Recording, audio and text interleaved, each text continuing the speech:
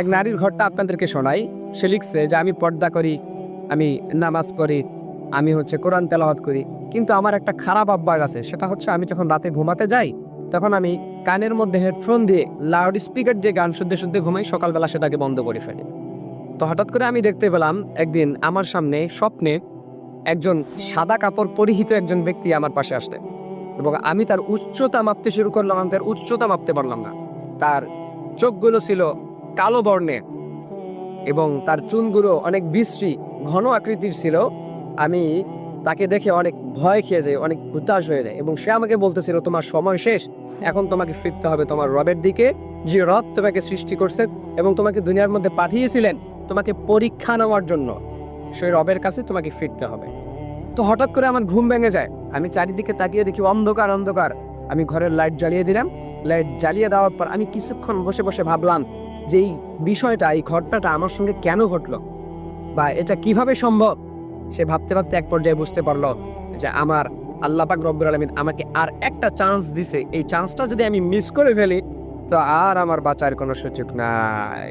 আমাকে কিয়ামতের দিন আল্লাহ পাক রব্বুল আলামিনের জাহান্নাম খাটতে হবে, আগুনের মধ্যে আমাকে চাইতে হবে। সো সে ওই রাতের মধ্যেই তওবা করলো, ফিরে আসলো তার রবের দিকে।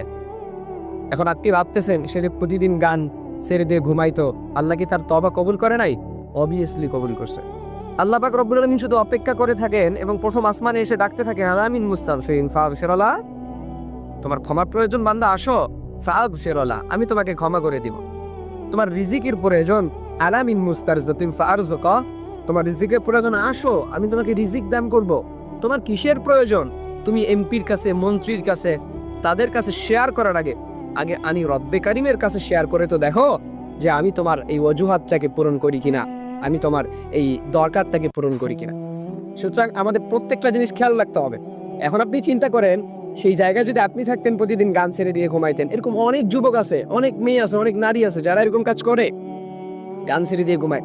ইন দ্য মেইন টাইম যদি আল্লাহ সাল্লাম এসে আপনার গলার মধ্যে পাড়া দিয়ে জানটাকে নিয়ে যায়, আপনি যদি ওইভাবে ইন্তেকাল করেন, আপনি একটু চিন্তা করেন যে কি হবে আপনার দশা।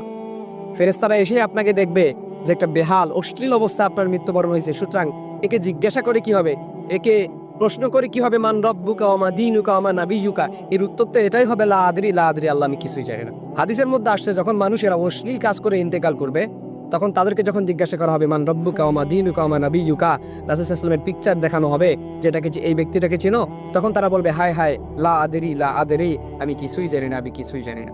অথচ তার কাছেও বার্তাবাহক পৌঁছেছিল, তার কাছেও হাজারো মোবাইলের মধ্যে যখন সে স্ক্রল করছিল ওয়েবসাইটগুলো, তখন হাজারো ওয়াজ তার